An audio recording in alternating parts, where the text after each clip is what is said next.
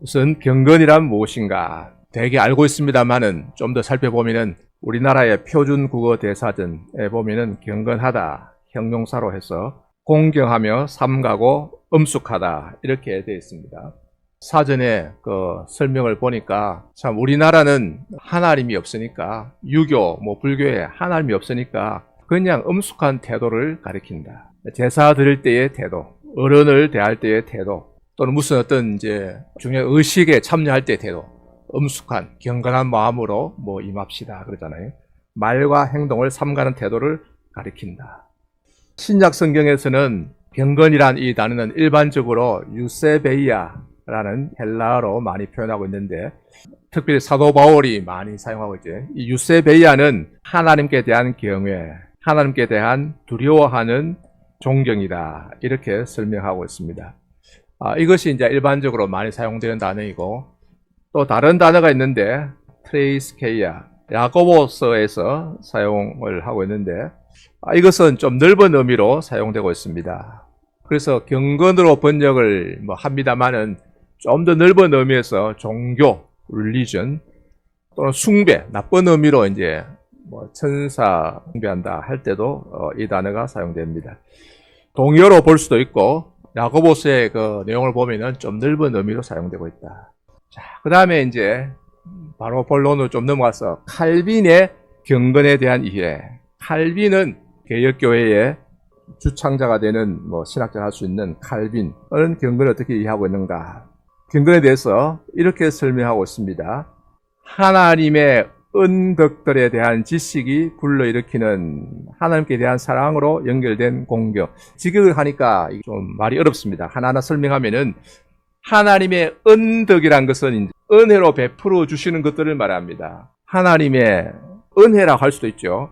선하심, 하나님께서 우리에게 베풀어 주신 그 선하신 행동들, 선하신 일들에 대한 지식을 했는데 이것은 그냥 아는 것입니다. 그것을 알므로 말미암아 이제 일어나는 그 하나님이 우리에게 베풀어 주신 은혜들, 선하신 것들을 알므로 말미암아 불러일으켜지는 하나님에 대한 사랑으로 연결된 공경, 어떤 존경.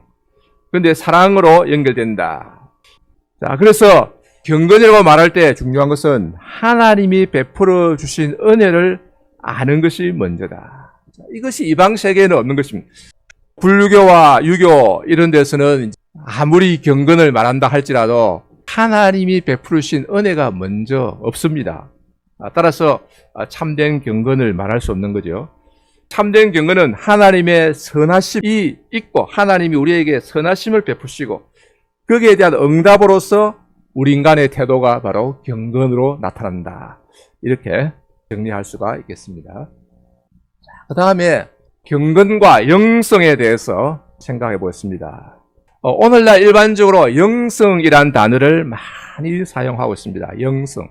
사실 경건이라는 단어는 이제 좀 사용이 많이 밀리고 우리 지금 개혁교회 또는 올바른 진리를 추구하는 교회에서만 좀 사용하고 일반적으로 영성이라는 단어를 아주 많이 사용합니다. 이것은 꼭 개신교뿐만 아니라 가톨릭에서도 성공에서도 심지어는 기독교 바깥에서도 불교, 힌두교 세상 사람들도 이제 영성이라는 단어를 많이 사용하고 있어요. 그래서 영성이란 이게 도대체 무엇이냐? 많이 사용하지만은 그 뜻은 매우 모호합니다. 그래서 이제 영어로는 spirituality인데 spirituality 이게 뭐냐 이거죠. 이걸 어떻게 이해할 것인가? 여기에서 이제 spirit이라는 이 단어가 있는데 이 spirit을 대문자 s로 이해를 하느냐, 소문자 s로 이해를 하느냐. spirit을 이제 대문자로 이해하면은 성령이 되겠습니다. 하나님의 영, 성령. 그 성령과 관계된 무엇을 나타낼 때 영성이라는 단어를 사용합니다.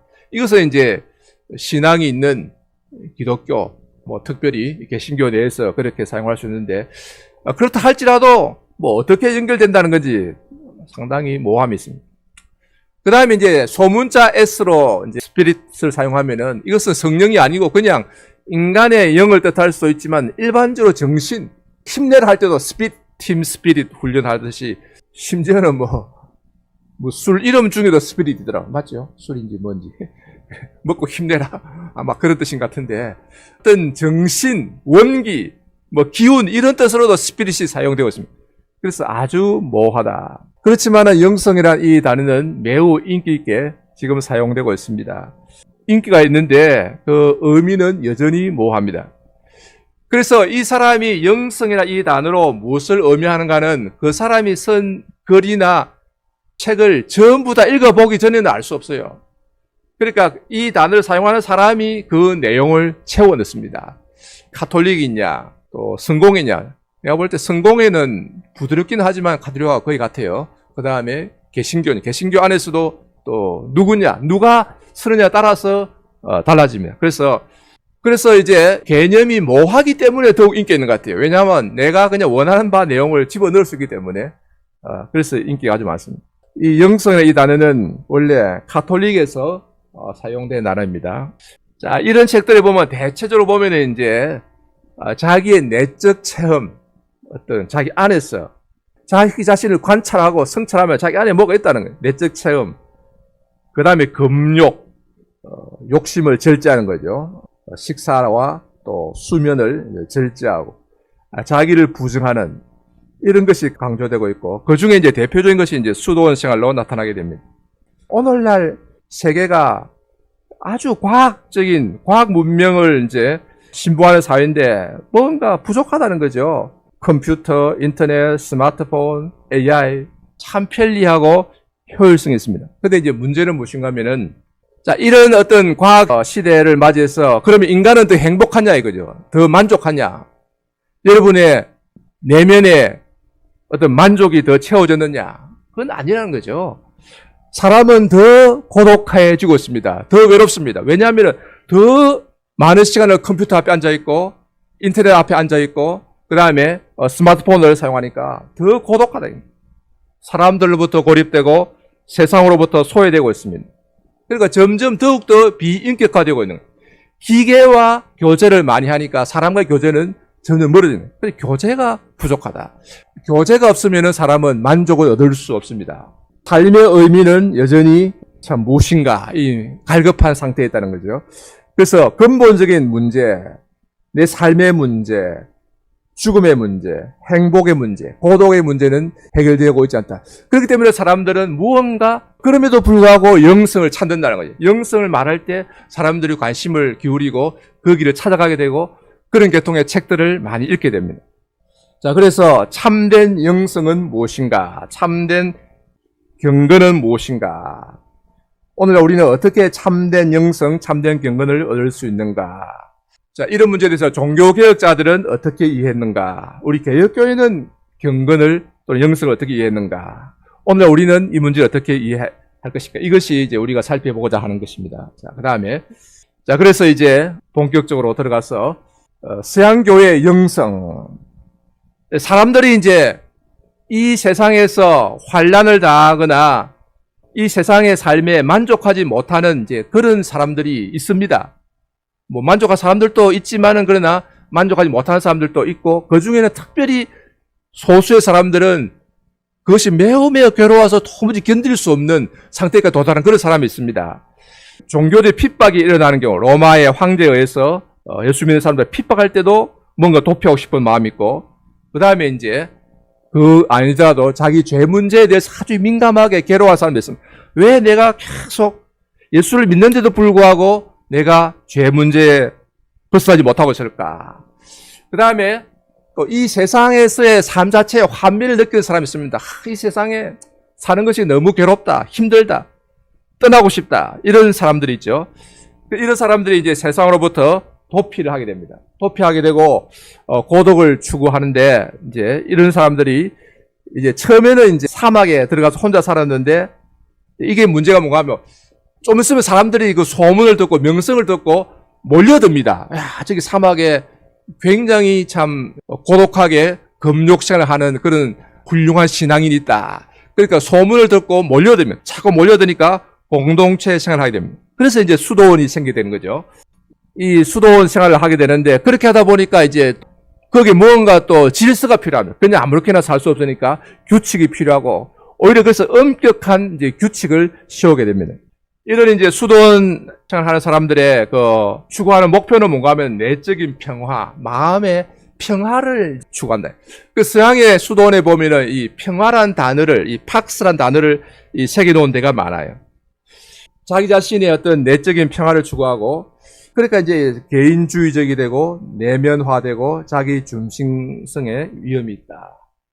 자, 이집트 사막의 영성에 대해서 살펴보겠는데, 이 수도원 운동의 이제 첫 출발은 이제 이집트 사막으로 봅니다. 그 대표적으로 나타난 첫 사막 교부를 성 안토니우스라 이렇게 말하는데, 안토니라고도 말하고, 성 안토니우스, 대 안토니우스, 아바 안토니우스 등등으로 말합니다. 251년경에 태어나서 356년경에 죽었습니다. 그러니까 140을 살았다고 해요. 대단히 오래 살았죠, 옛날에. 자, 이 사람은 이집트의 사막에 들어가서 생활했는데, 어느 날 예수님 말씀을 듣고는 마음에 아주 쇼크를 받는 거예요. 가진 것을 다 팔아 가난한 자들에게 주라. 부자청리를 하신 말씀이 있죠. 이 말씀이 그냥 자기한테 착 충격을 다가와서 이 말씀을 따라서 자기가 가진 조금 이제 재산이 있었던가 봐요. 땅이 좀 있었는데 그걸 다 나눠주고 사막에 들어가서 은둔 생활을 했습니다. 285년에 이제 혼자 사막에 들어가서 고독한 생활을 했는데 빵과 소금과 물, 소금은 먹어야 되니까 조금 먹었다고 한다. 하루에 한 끼 소식을 하고 그 다음에 금식을 하고 그렇게 살았는데 이게 이제 어떻게 세상에 알려지게 됐는가 하면은 아타나시우스가 그 어려울 때 이제 찾아가 도와주었어요. 그래서 아타나시우스하고 친구가 되어서 이 아타나시우스라는 이제 그 이집트의 알렉산드리아의 교부가 안토니우스의 생애라는 책을 썼습니다. 아주 좀 특별한 교부들이 많아요. 예를 들면 귀신들, 악령들과 대결하고 쫓아내고 하는 이런 것들이 많습니다. 그래서 이 안토니우스에 대해서 이제 많은 사람이 명성을 듣고 찾아옵니다. 이런 아주 귀한 어떤 사람이 있다. 그래서 사막으로 찾아옵니다. 찾아올 때 이제 그때 로마 황제의 박해가 있었어요. 핍박하니까 피해서 오기도 하고 또 금욕 생활을 이제 하려고 오는 사람. 그래서 이 사람들 자꾸 이제 모여드니까 이 공동체를 이루게 됩니다. 공동체를 이루는데 대표적인 장소는 니트리아, 켈리아, 스케티스인데 자, 지도를 한번 봅시다. 자, 보면은 이집트 나일강이 있죠. 이 남쪽에서 이 고지대입니다. 쭉 내려옵니다. 쭉 내려가지고 나일강 삼각주죠. 쫙 퍼지는데 이 삼각주는 아주 비옥합니다. 해마다 이제 범람해서 하는 그 퇴비들 그런 것들이 이제 이렇게 뿌려주기 때문에 굉장히 비옥하고 농사 잘 되는데 삼각주를 벗어나면은 강을 벗어나면은 다 사막입니다. 엄청 넓습니다. 이렇게 여기도 사막이고 니트리스가 있는가 하면은 알렉산드리아 아주 큰 도시죠. 고대의 아주 큰 이제 또 기독교가 왕성했던 알렉산드리아 남쪽에 니트리스가 있습니다. 그 밑에 켈리아, 그 밑에 스케티스가 있는데 여기 보면은 알렉산드리아가 있고 자, 옛날에 기독교 이제 왕성했던 지역이죠. 알렉산드리아 약 50km, 한 70km 떨어진 곳에 니트리아 소금이 많이 나는 곳이라 해서 니트리아, 나트륨하고 관계됩니다. 자꾸 사람들이 이제 찾아오니까 더 깊은 사막으로 들어갑니다. 켈리아. 또 사람들이 자꾸 찾아오니까 더 멀리 들어가요. 한때 니트리아에는 5,000명의 사람들이 수도생활을 했다 하는 기록이 있을 정도로 굉장히 번성했다는 걸 알 수 있죠.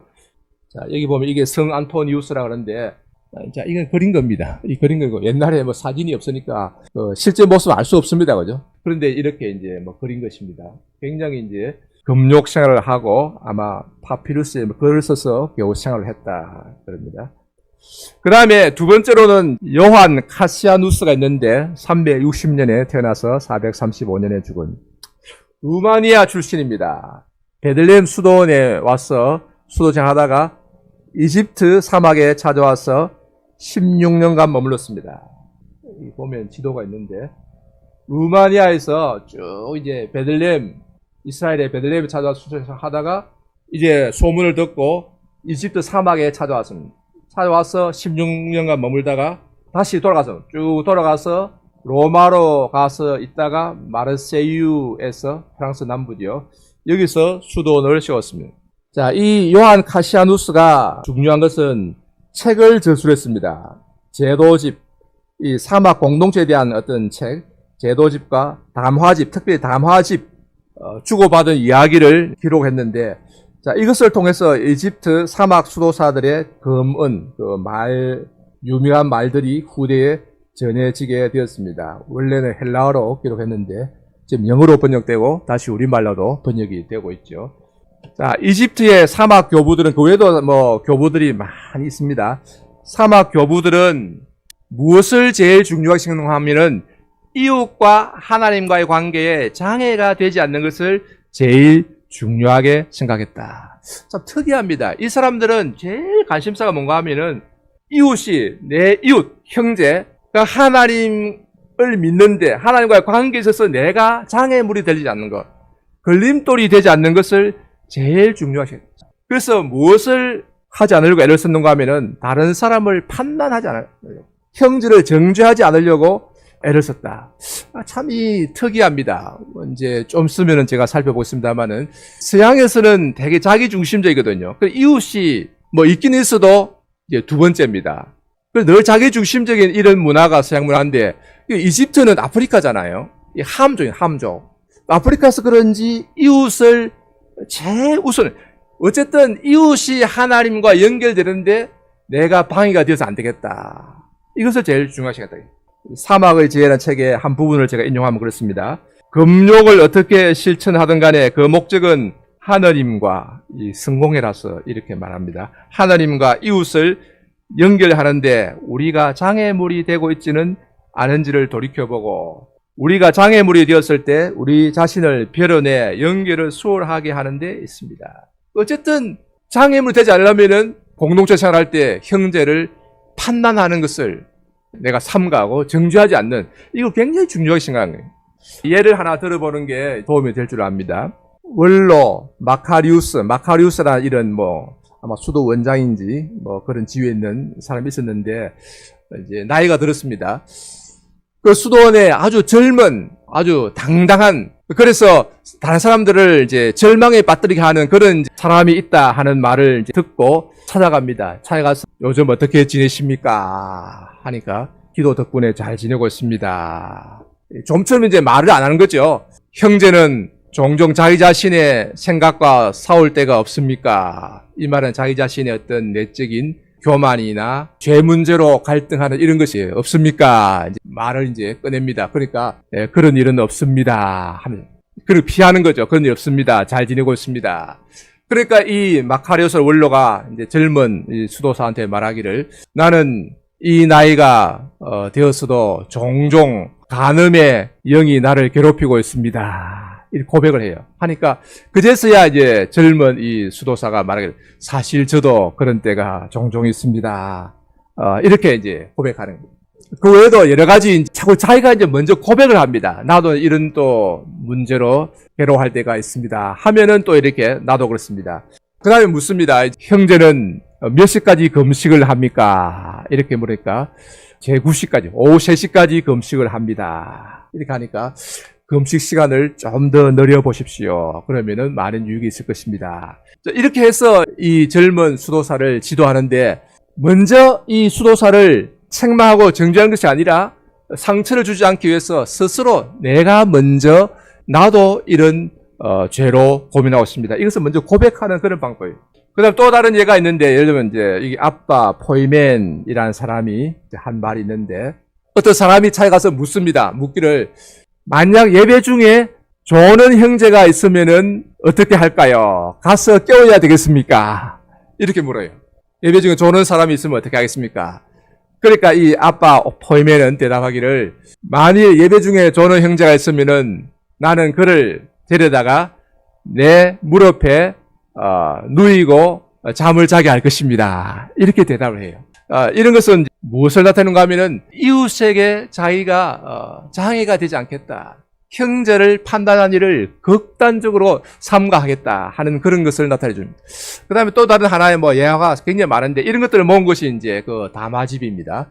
담화집인데, 또 공동체에 있으니까 이제 어떤 사람이 죄를 지었으면은 또 그냥 다 내버려 둔다는 뜻은 아니에요. 모여가지고 판단을 하고 벌을 내립니다. 형벌을 이제 내리는데, 그래서 그 형제를 이제 수도원을 쫓아냅니다. 쫓겨나가는데, 그때 수도원 그 원장이 자기도 같이 걸어 나갑니다. 그러니까 주위 사람들이 놀라서 묻습니다. 원장님 어디로 가십니까? 하니까 나도 내 안에 죄가 많은 죄인인데 나도 나가야 되겠다. 이러면서 같이 걸어 나가는 이런 모습입니다. 자, 이런 것이 이제 이집트 사막의 이 교부들의 모습인데 이런 것도 참 의미가 있고, 그래서 오늘날 우리나라에서는 이게 사막의 지혜라는 책, 그 외에도 책들이 많습니다. 이런 책들을 통해서 이제 소개가 되고 있는데 특별히 가톨릭과 성공회에서 이런 것들을 열심히 소개하고 있습니다. 자, 그 다음에 이제 중세의 수도원 생활로 넘어가겠습니다. 성 베네딕트, 이탈리아 누르시아의 베네딕트인데 5세기, 6세기경, 6세기 전반의 사람입니다. 자, 이탈리아 중부 누르시아에서 태어나 로마에서 수학했는데 도시 생활에 염증을 느끼고 500년경에 은둔하고 은둔 수도사 생활을 합니다.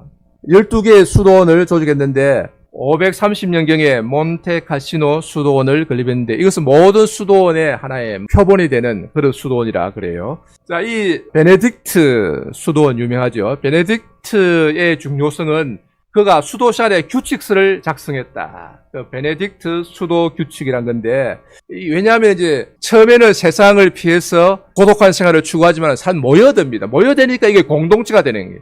처음에는 사람을 피해서 사막으로 가고 수도에 들어갔는데, 그럼 사람 모이니까 그 공동체가 되는데 이 공동체는 세상과는 좀 다른 공동체입니다. 믿는 사람들의 공동체이고 믿는 사람들 중에서도 또 특별하게 하나님께 가까이 나아가려고 하는 그런 사람들만의 공동체인데 공동체 되니까 또 규칙이 필요합니다. 이 베네딕트 규칙의 핵심은 금욕이 이제 참 중요한 그 특징인데 결론적으로 성경은 우리에게 꼭 금욕을 가르치는 건 아닙니다. 아닌데 이 사람들은 보행생활을 하는 거죠. 소식을 한다든지 육식을 특별히 이제 많이 절제하는 그런 게 있습니다. 육식을 하지 않는다든지 잠을 적게 잔다든지 그다음 기도, 규칙적으로 기도하는 거. 그다음에 베네딕트는 이제 공부도 이제 이렇게 넣었습니다. 공부할 거. 그럼 이 노동을 이제 필수 하나의 사항으로 넣었습니다. 그래서 수도사를 계속 하려면 무언가 이제 노동해야 되니까. 그래서 기도하고 노동하라. 기도하고 일하라. 이런 이제 어떤 표를 적어 놓기도 합니다. 그래서 참된 평화를 얻기 위해서는 질서가 필요하다. 이 사람들은 이제 평화를 얻기 위해서 오는데 질서 규칙이 필요하다. 이 질서할 때는 결국은 이제 시간을 올바르게 사용하는 게 중요합니다. 그러니까 몇 시에 일어나서 몇 시까지 기도하고 몇 시에 식사하고 몇 시에 침묵하고 침묵 시간이 있어요. 침묵하고 몇 시에 또 노동하고 시간을 이제 엄격하게 이렇게 정합니다. 이런 것을 통해서 각 구성원의 자아를 통제합니다. 이게 어떻게 보면은 우리가 경건 생활을 하면은 속박에서 벗어나는 것을 의미한다고 생각할 수 있는데, 근데 막상 실제로 진행된 것을 보면은 굉장히 이게 규칙 중심, 하나의 그 율법주의처럼 돼가는 거죠. 이런 것은 이제 어쩔 수 없는 현상인데, 우리 신학교에서도 그렇습니다. 보면은 학생들이 기숙사에 오잖아요. 기숙사를 하면은 이제 경건 생활을 훈련을 해야 되는데, 경건 생활을 훈련하려면 이제 새벽기도 해야 됩니다. 그죠? 우리 신학교 있을 때는 이제 6시에 새벽기도 하는데, 그러면은 원래는 경건한 사람들이 모이면은 새벽기도 그냥 알아서 다 해야 됩니다. 알아서 다 해야 되는데, 그렇게 하면 잘 안 와요. 몇 명 오지 않습니다. 자유롭게 하면 안 와요. 다 알아서 해야 되는데 안 온다고. 그러니까 결국은 이제 체크를 하게 됩니다. 그래서 새벽기도 했는가 체크하게 되고, 처음에는 체크하고, 나중에는 전자식으로 그냥 다 체크하는 카드로 되고 말이죠. 그렇게 되니까 또 여러 가지 문제가 생깁니다. 처음에는 은혜로 시작을 했는데, 그래서 실제로 그것을 통제하려고 하니까 율법주의로 이렇게 갈 수밖에 없는 그런 문제가 있습니다. 이 수도원도 똑같은 그런 문제가 있어요. 베네딕트. 이 수도원 생활에서 이제 기도를 강조하는 건 좋은데, 침묵에 집중한다. 이게 문제입니다. 수도원을 혹시 뭐 경험해 볼 수 있는 기회가 있으면은 이제 있는지 모르겠는데, 수도원에 가보면 아침에 나와서 수도성이 몇 명이 나와서 있는데, 그냥 가만히 있어요. 가만히. 기도하는 건지 침묵하는 건지 모르겠습니다. 근데 가만히 있더라고요. 가만히 있다가 물론 뭐 처음에는 찬송하고 성경하는지 모르겠습니다만은 그냥 소리내 기도하는 데가 없어요. 가만히 있다고요. 지금 예루살렘에 갔을 때 경험인데 옆에 이제 보니까 지하실에서 무언가 웅성 소리가 들려요. 기도하는 소리 막 들리는데 저기는 웬 사람들이 저렇게 소리 내어서 기도하나? 유대인인가? 물어보니까 유대인이 아니고 한인교. 한국 사람들이 그래도 교회 와서 새벽에 소리 내서 기도하고 그 외에는 소리 내서 기도하는 게 별로 없어요. 침묵. 말의 침묵뿐만 아니라 마음의 침묵. 조용하게 기도하는 것이 아니고 아예 가만히 있습니다. 이 침묵을 굉장히 강조하는데 이게 문제입니다. 여기에 영지주의에 영향이 있다. 영지주의라는 것은 무엇인가 하면은 이제 영혼은 선하고 육체는 악하다는 거예요. 육체와 물체는 악하다. 그리고 어떻게 더러운 입을 가지고 기도할 수 있느냐? 이건 순수하게 못하다는 거예요. 가장 높은 수준의 기도는, 가장 올바른 기도는 영으로 기도하는 것이다. 영으로 순수한 영 앞에 나아가는 것이다. 이 이방 철학자들이 하는 말이에요. 그러니까 여기에 이제 기독교가 영향을 받아서 영으로 기도하는 거. 육체를 사용하면 안 돼. 입어 더럽다는 거예요. 그래서 성경의 가르침은 그게 아니죠. 성경은 우리 입술에서 나오는 찬양을 기뻐 받으시고 우리 입술로 기도합니다. 그 소리 내어서 기도하는 것이 성경인데 이들은 결국은 영지주의, 이방 철학의 영향을 받아서 침묵하는 것이 좋다. 요즘 이제 아주 훌륭한 목사님들 가운데도 잠잠하라, 침묵하라 이래 강조하는데 대단히 위험한 건데 어디서 흘러온 것인지도 모르고 지금 말하고 있는 그런 게 많습니다. 자, 그 외에도 아구스티누스 수도원, 또 그 다음에 구걸 수도성들, 이거는 이제 빌어먹는 거죠. 프란시스칸 수도성은 재산을 다 기부해버리고 길거리 걸어다니면서 이제 얻어먹으면서 전도하는 거. 도미니칸 수도성 이런 것들이 있습니다. 자, 그 다음에 종교개혁자들의 영성, 경건. 자, 이제 거의 이제 중심으로 들어갑니다. 마르틴 루터 이제 중심을 뛰어넘어서 종교개혁을 하는데 1483년에 태어나서 1546년에 죽었습니다. 자, 루터도 우리가 생각할 것은 처음에는 수도원 생활을 했습니다. 처음에는 이 루터도 굉장히 양심이 아주 참 예민한 사람이거든요. 죄 문제로 늘 괴로워합니다. 괴로워하다가 결국은 아버지는 루터가 워낙 총명하고 똑똑하니까 법학을 하기를 원했는 거예요. 법학을 해야 뭔가 좀 직장이 안정적이잖아요. 그런데 루터는 수도에 들어갑니다. 옆에서 벼락이 꽉 내리치는 것을 이제 경험하고는 그 자리에 엎드러져 가지고 그 성 안나라는 그런 어떤 성자 이름 부르면서 여자 이름이죠. 안나여, 내가 수도원에 들어가 있습니다. 그만큼 그 전에 마음에 갈등이 많았다는 걸 말하죠. 그 수도원에 들어가서 금욕하고 시키는 대로 기도하고 순례하고 고해성사. 이 고해성사라는 것은 이제 수도원장에 가서 내가 이런 또 죄를 지었습니다. 이 고백하는 거예요.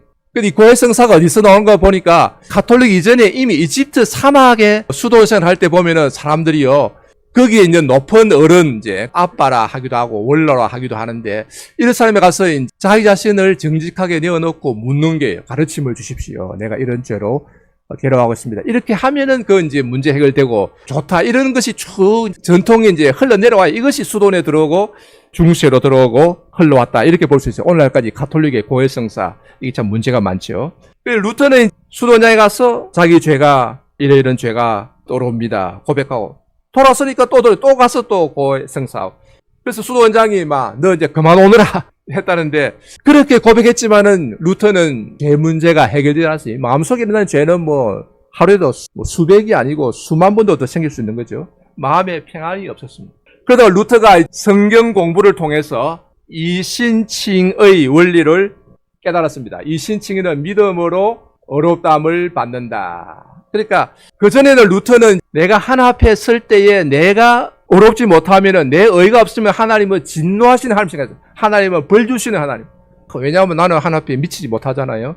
그러니까 늘 하나 앞에 설 때마다 두려운 거지. 그런데 내 의가 아니라 믿음으로 어렵다함 받는다. 그러니까 내 의가 아니고 하나님의 의가 내게 전가된다. 하나님이 그 예수 그리스도를 보내주셔서 예수 그리스도가 하나님 의가 돼서 이제 믿는 자에게 그 의가 우리에게 이렇게 전가된다, 끼쳐진다. 그래서 이 성경에서 말하는 의는 징벌적 의가 아니라 하나님의 구원하시는 의다 하는 것을 깨닫게 돼서 그때서야 이제 비로소 마음의 평안을 얻게 됩니다. 내 의 때문에 어렵다함 받고 평안을 얻는 것이 아니라 예수님을 믿음으로 예수를 믿을 때에 그 하나님 의가 내게 이렇게 전가된다, 끼쳐진다. 내 의가 없는데도 들어온다는 거죠. 그래서 하나님이 어렵다 하신다. 이 신칭의 이 원리를 발견하고는 문제 해결을 찾습니다. 그 외에도 이제 가톨릭과 이제 사온 여러 가지 그 일들이 많이 있죠. 1515년에 결혼합니다. 가톨릭에서는 이제 금욕신을 하기 때문에 결혼을 이제 못하게 하죠. 독신을 이제 장녀가 아니라 수도에 들어오면 독신해야 되죠. 감독, 신부가 되려면 다 결혼을 하지 말아야 되는 독신주의잖아요. 근데 이제 이 루터는 독신주의 이게 잘못되었다. 결혼이 옳다. 그럽니다. 그래서 수녀들을 수녀원에서 탈출하도록 도와줍니다. 탈출하도록 도와준 수녀 12명 중에 하나와 결혼을 했습니다. 여기서 우리가 생각할 것은 루터도 원래는 수도원 출신이었다. 수도원 영향을 이제 받고 있다는 거예요. 그래서 루터는 수도원적인 금욕을 반대하고 이 세상에서 삶의 성화로 이제 발전시켰다. 이 세상 안에서 우리는 거룩하게 살아야 된다. 이걸 주장했다는 거죠. 자, 이 사진은 이제 비교적 좀 정확하다 볼 수 있겠죠. 이 당시에는 이제 아직 사진이 없었지만 그림이 이제 있었으니까. 그 다음에 이제 존 칼빈 1509년에 태어나서 1564년에 죽었는데 만 55세, 54세라 그러는데 루터보다는 사반세기 후입니다. 그래서 루터의 그 종교개혁의 그 성과를 흡수해서 이제 완성시킨 사람이다 이렇게 보는데, 칼빈이 이제 성화를 강조하는데, 성화, 믿음으로 업다함을 받고 나서 우리는 이제 성화의 삶을 살아야 되는데 여기에 금욕적 특성이 있다, 이걸 지적을 하는 게 있어요. 알드러스 이 영성이라는 책인데 여기에 이런 게 있더라고요. 제가 깜짝 놀랐습니다. 칼빈의 성화, 우리 신학교 가면은 만날 칭의 성화, 아주 뭐 금과 옥조처럼 뭐 핵심 교리로 붙드는 거죠. 여기에 금욕적 특성이 있다. 칼빈이 하늘에서 떨어진 사람이 아니고 결국은 유럽에서, 그것도 루터의 성과를 바탕으로, 그리고 계속 가톨릭과 싸우면서 나왔는데 그 유럽 기독교 1500여 년의 역사를 무시하고 하늘에 떨어진 것은 아닐 것이다. 금욕적 특성이 있다. 칼빈은 회개란 단어를 사용하는데, 회개, 넓은 의미로 봅니다. 이제 이것도 좀 문제가 있는데, 회개는 이제 일평생 계속되는 그런 것을 봤는데 이걸 또 중생이라고 불러요. 우리가 생각하는 중생하고는 개념이 넓습니다. 자, 이 회개를 넓은 의미로 보면서 자기 죄에 대해 슬퍼함, 자기 자신을 향해 죽는 것, 그리고 그리스도를 바라볼 때 믿음으로 받는 위로, 라틴어로 몰티피카치오, 이거 죽는다면 죽음, 살아남, 비비피카치오, 살아남, 이런 단어로 했는데 하나님을 향해 사는 것. 자, 이렇게 정의를 했습니다. 정의했는데 칼빈, 막스 베버라는 사람이 있습니다. 1905년에 막스 베버 사진 한번 볼까요? 자, 이거 사진입니다. 그죠? 사진 이제 카메라가 발명되고 나서입니다. 예, 막스 베버. 막스 베버는 독일의 사회학자로 잘 알려져 있는데 그 어머니가 위그노 출신이에요. 위그노라고 아주 그 경건한 개혁주의라 볼 수 있거든요. 아주 신앙이 철저한 프랑스인데 위그노. 박해를 피해서 신앙을 지킨 사람인데 어머니가 아주 경건한, 아버지는 좀 뭐 정치한다고 좀 그렇고. 자, 이 막스 베버가 쓴 책 중에 뭐 잘 알려졌습니다. 프로테스탄트 윤리와 자본주의 정신이라는 책이 1905년에 나왔는데 한 100년 좀 더 됐습니다. 자, 이 사람이 중요한 것은 서구 사회, 서구 자본주의 사회의 발전은 프로테스탄트 윤리에 기인한다. 프로테스탄트, 특별히 이제 우리 개혁교회 뭐 루터파도 포함되겠습니다만, 개신교의 이 윤리, 이 신앙, 이 종교, 정신이 영향을 미쳤다. 이 칼 막스의 주장과 반대. 칼 막스는 이제 물질이, 그러니까 이제 유물론이죠. 이제 생산력, 생산 관계, 이런 것이 근대 자본주의 사회를 갖고 왔다, 이렇게 보는데 그게 아니고, 막스 베버는 프로테스탄트 윤리가 영향을 미쳤다, 이렇게 보는 것입니다. 이 정신적으로 보는 것입니다. 그래서 의미가 있는데, 자, 여기 보면은 기독교적 금욕은 세상에서 비판적 기능을 가졌다. 세상에서의 일상생활의 성격을 훼손하지 않고서 수도원의 문을 자기 뒤에 닫고, 중세의 그 수도원 그 문을 닫고 세상에서의 일상생활을 변화시키는 일을 했다. 그 세상 속에서, 이제는 세상 속에서 합리적인 일을 영위했다. 이 세상에 속하지 아니하고 이 세상을 위하여 살지도 않고 이 세상 속에서 기독교적 금욕을 실천했다, 이래 보는 것입니다. 특별히 이제 이 개혁교회 칼빈의 가르침이 자본주의 발달에 긍정 영향을 많이 끼쳤다고 보는데 이렇게 봅니다. 칼빈의 예정론이 하면은 이 세상에서 일부분의 사람들이 선택을 받아서 구원받기로 예정되었고 나머지는 이제 버림받아서 멸망하는데, 내가 선택받았다 하는 것을 어떻게 알 수 있느냐? 이걸 알 수 있는 방법. 그럼 내가 선택받았냐? 선택받지 않았냐?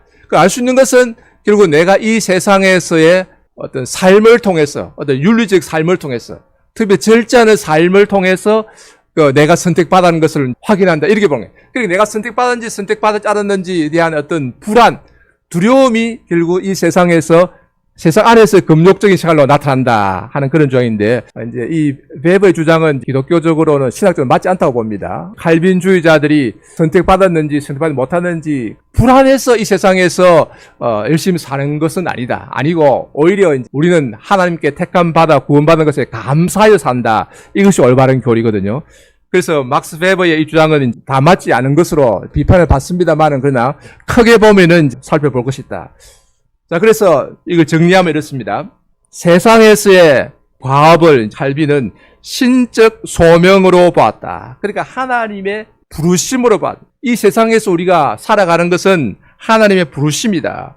영어로 하면 calling이라서 부르심이란 말이죠. 그 직업을 calling이라 이렇게 부릅니다. 모든 직업은 각 개인의 순종을 요구하는 사명이다.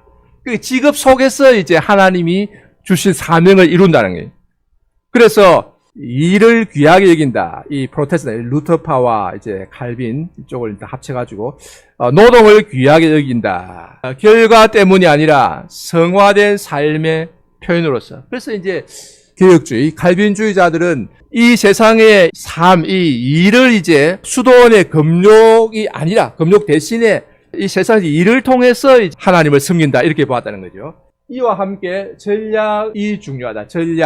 전략이 이제 네덜란드 개혁교회 가면은 이제 전략 정신이 아주 강하거든요. 지금도 네덜란드, 지금은 조금 덜 합니다만은 아주 물건을 아끼는 게 아주 눈에 띄거든요. 그러니까 버리는 게 잘 없습니다. 그리고 옷도 우리나라 사람들은 자기가 입고 그냥 버리는 게 많잖아요. 네덜란드 꼭 중고를 이렇게 거래를 합니다. 옛날부터 그냥 해가지고 가난한 사람들, 학생들은 늘 중고를 사서 입거든요. 중고를 사서 이렇게 입고, 책도 보면은 이제 새 책을 잘 안 사요. 가면 늘 학생들이 중고를 거래합니다. 학교 가면 게시판에다가 자기가 안 보는 책은 딱 팔아요. 중고책 팝니다.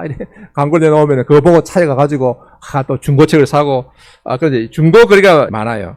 제가 이런 책들도 다 그 중고를 이제 산 것입니다. 중고 사고, 그 다음에 이제 또 예를 들면은 이제 아이들이 이제 장난감을 가지고 놀잖아요. 놀고 이제 자라면은 우리나라 사람은 어떻게 합니까? 버리죠. 그 네덜란드에서 그걸 버리지 않습니다. 그것을 딱 모아놔요. 보관해놔요. 딱 보관해놨다가, 그럼 자기 아들이 자라고 딸이 자라서 결혼해서 아이를 낳으면은 그 아이는 또 물려주는 거예요. 그리고 그 아이가 또 자라서 결혼하면 또 물려주는 거예요. 그래서 할아버지가 가지고 놀던 장난감을 손자가 가지고 논다. 이제 이렇게 되는 거예요. 그러니까 이 굉장히 전략을 하는데, 이 전략이 어디서 왔는지 이게 참 궁금하고 하나의 그 관심사긴 한데, 수도원적인 금욕에서 왔느냐? 저는 그렇게 생각을 안 했는데, 어떤 칼빈주의의 어떤 개혁주의의 합리주의, 하나님 말씀에 대한 순종, 합리주의. 그러니까 이게 낭비할 이유가 없는 거죠. 왜 꼭 새 옷을 사 입어야 되느냐고요. 그럴 이유가 없는 거죠. 그러니까 예를 들면은 지금은 조금 이제 많이 신앙이 떨어지니까 이제 달라진, 옛날 같으면요, 노동자가 일하러 가면은 점심시간에 어떡합니까? 우리나라 사람들은 다 식당 가서 사 먹잖아요. 체면 때문에. 그 네덜란드 그래 안 합니다. 식당에 안 갑니다. 집에서 나갈 때 빵을 몇 개 더 발라가지고 커피 끓여가지고 가지고 와서 정확한 시간 되면은 자기 혼자 있더라도 자기가 따로 이게 시간 되면 딱 나와서 혼자서 빵 먹고 커피 마시고 또 쉬었다가 또 시간 되면 정확하게 일하러 가는 거예요. 자, 이것이 이제 네덜란드 사람들의 합리주의고 이 전략인데, 어쨌든 전략이 중요하다. 노동이 소명이기 때문에, 하나의 부르심이기 때문에 일은 그 자체로서 목적을 가지고 있으며 결과는 부수적이다. 그러니까 일 자체를 하나님이 부르신 콜링, 부르심으로 소명으로 보기 때문에 일 자체를 즐겁게 하는 거예요. 그게 이제 제가 네덜란드에서 이제 가서 처음에 가서 놀라는 것 중에 하나가 여러 가지 있는데, 사람들 일할 때 즐겁게 하는, 즐겁게. 그걸 고통이다, 싫다 이런 게 아니고 아주 그냥 즐겁게 커피 마시면서 이야기하면서 즐겁게 하는 거예요. 이런 것들이 이제 이게 빈말로 들리지 않습니다. 사치와 자유로운 시간은 신앙생활에 위험한 것으로 여겨졌다. 안식일은 주일로 좋겠다. 그 주일은 쉬고 나머지 날은 열심히 일한다, 산다 하는 거죠. 그래서 자, 이것을 막스 베버는 세계 내적 금욕이라 이렇게 불렀습니다. 세상 안에서 금욕을 실천한다. 자, 이런 이제 이거는 다 우리나라의 중고등학교인가 교과서도 실려 있지 싶은데 어딘가 뭐 대학 교재인지는 모르겠습니다만은 뭐 알려진 건데, 그러나 이제 세계 내적 금욕이라는 단어는 좀 안 맞는 것 같고 좀 지나친 것 같고, 어쨌든 이 세상 안에서 저는 이 순종이라는 이런 이제 단어를 사용하고 싶은데, 이 세상 안에서 하나님 말씀에 순종한, 그래서 그것은 결과적으로 물질적인 형통함과 건강한 복지를 가져왔다. 그러니까 이렇게 살면 자연히 삶이 풍족해질 수밖에 없다. 우리말로 부자 된다는데, 네덜란드 사람들이 뭐 우리가 생각하는 그런 부자는 아니고 아주 뭐 넉넉한 부자는 아니에요. 아주 빠듯하게 삽니다. 왜냐하면은 헌금해야 되지요. 또 구제해야 되죠. 또 터키 지진 난 데 도와야 되지요. 또 아프리카 사람들 심장병 어린이 도와야 되죠. 뭐 그런 굉장히 많아요. 뭐 어디다 또 뭐 후원해야 되죠. 그러니까 참 돈을 이렇게 하기 때문에 굉장히 아껴 써요. 아껴 쓰는데 그걸 구제하고 선한 일하고 그렇게 하니까 삶이 여유가 많이 있는 거 아니에요. 그러니까 외식은 거의 안 합니다. 외식은 거의 특별한 경우 외에는 없다고 봐야 되고, 그렇지만은 사는 것은 그냥 또 괜찮게 산다. 그래서 물질적인 형통함과 건강한 복지를 가져왔다. 이것이 이제 막스 베버의 주장입니다. 자, 그다음 결론적으로 넘어가겠습니다. 자, 예수님의 가르침은 무엇인가? 예수님의 가르침으로 우리가 이 문제에 대한 간단한 답을 찾아야 되겠습니다. 요한복음 15장 19절에 너희가 세상에 속하였으면 세상이 자기의 것을 사랑할 것이나 너희는 세상에 속한 자가 아니요 도리어 내가 너희를 세상에서 택하였기 때문에 세상이 너희를 미워하느니라. 우리는 세상에 살지만은 세상에 속한 자가 아니고 택함 받은 자이다. 그럼 우리 어떻게 살아야 되느냐? 요한복음 17장 15절에 내가 비옵는 것은 그들을 세상에서 데려가시기를 위함이 아니요. 그 세상에서 떠나기를 바라는 게 아니다 이거예요. 이 세상을 그러면은 박차고 이집트 같은 사막이죠. 우리는 사막이 잘 없잖아요. 우리 같으면 그냥 뭐가 되겠습니까? 산 속에 들어갔어. 이제 그런 개념이죠. 깊은 산 속에 들어가서 사는 이것을 하나님이 원하시느냐, 예수님이 원하시느냐, 그건 아니다. 예수님이 원하시는 것은 무엇인가 하면 우리는 이 세상에 살되 악에 빠지지 않게 보존하시기를, 보존한다는 말 지킨다는 말이에요. 위함이니다. 이 세상에 살되 악에 빠지지 않기를 원한다. 이것이 예수님의 기도예요. 16절에 내가 세상에 속하지 아니함 같이 그들도 세상에 속하지 아니하였사옵나이다. 자, 그 다음에 마태복음 5장 14절 너희는 세상의 빛이라. 우리 성도들은, 그리고 교회는 이 세상을 비추는 빛이다. 세상을 비추어야 돼. 세상을 비추려면 어떻게 되겠습니까? 세상 속에 있어야 되죠. 그 사막에 쫙 들어가면은 빛을 비추어야 때가 없잖아요. 사람이 없잖아요. 그건 옳지 않다. 하나님 뜻이 아니라는 거죠. 16절에 이같이 너희 빛이 사람 앞에 비치게 하여 그들로 너희 착한 행실을 보고 하늘에 계신 너희 아버지께 영광을 돌리게 하라. 여기서 사람들 앞에 비치게 해라. 그러니까 우리의 빛이 사람들 앞에 비쳐야 된다는 거죠. 그러니까 우리가 사람들에게 선을 행하는데 꼭 모르게 오른손이 하는 것을 왼손이 모르게 한다. 이게 전부 다는 아니에요. 오른손이 하는 것을 왼손이 모르게 한다는 것은 내가 자랑하려고 하지 않고 하나님 앞에서 한다는 말이지, 이걸 문자적으로 그래서 선한 일 할 때 꼭 무슨 뭐 모르게 무명으로 해야 된다든지 또 밤중에 그냥 쌀을 뭐 담으면 던져 넣어야 된다. 꼭 그런 의미로 이해하는 것은 맞지 않아요. 그건 너무 문자적으로만 이해하는 것이고 예수님의 뜻을 고려하지 않은 것이. 우리 사람들 앞에 빛을 비추어야 됩니다. 그래서 사람들이 보고 있잖아요. 사람들이 봐야 됩니다. 그러니까 우리의 선한 행동을 교회가 선한 일 한 것을 세상 사람들이 봐야 돼요. 보면 안 된다고 생각하는 이게 이제 문제거든요. 그게 너무 예수님의 말씀을 문자적으로, 피상적으로 잘못 이해한 거죠. 그래서 교회가 선한 일 한 것을 세상 사람들이 보도록 해야 돼요. 신문에도 좀 알리는 것도 필요해요, 사실은. 아버지를 영화롭게 하라. 그것을 보고 듣고 하나님께 영광을 돌리게 해야 된다. 따라서 우리는 세상에 살아야 하고 세상에서 빛을 비춰야 하는 존재이다. 자, 무엇을 통해서? 자, 이 착한 행실이라고 그랬습니다. 착한 행실. 선한 일들, 좋은 일들, 아주 넓은 의미입니다. 구제와 장학과 사랑과 불우이웃 돕기, 착한 일, 청소, 봉사, 재능기부, 따뜻한 말과 행동, 모든 종류의 선한 일을 통해서 빛을 비춘다. 그러니까 빛을 비춘다는 말을 많이 하잖아요. 여러분의 교회 이름도 참 좋은데, 작은 빛교회, 참 빛이 있다는 게 아주 좋은데요. 빛을 비춘다는 게 무엇이겠습니까? 빛을 어떻게 비추는 거예요? 이 구체적으로 이것은 착한 행실이라면, 착한 행실은 그냥 선한 일들, 좋은 일들입니다. 선행입니다. 모든 종류의 선한 일을 통해서 사람들에게 그것을 행해서 사람들이 보고 하나님께 영광을 돌리게 해야 된다. 이웃이 있는 거죠.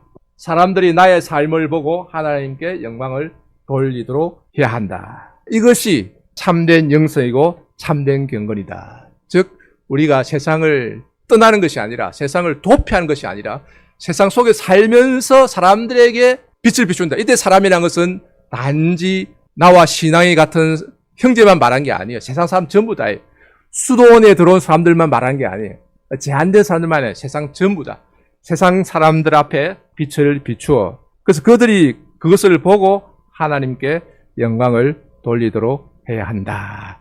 자, 이것이 개략적으로 살펴본 것인데 서양교회에 어떻게 영성의 개념, 경건의 개념이 이제 전개되어 오고 사람들이 죄 문제, 자기 자신의 문제를 해결하기 위해서 어떻게 사막으로 들어가고 수도로 들어가고 또 종교개혁에서는 이것을 어떻게 이제 개혁을 하고 삶 속에 실천해 왔는가 아주 개략적으로 간단히 살펴보았습니다. 그래서 내일 오전에는 예배니까 성경을 통해서 참 경건에 대해서 살펴보고 내일 오후에는 좀 더 구체적으로 개혁교회는 구체적으로 경건을 어떻게 실천하는가 그 부분에 대해서 말씀드리도록 하겠습니다.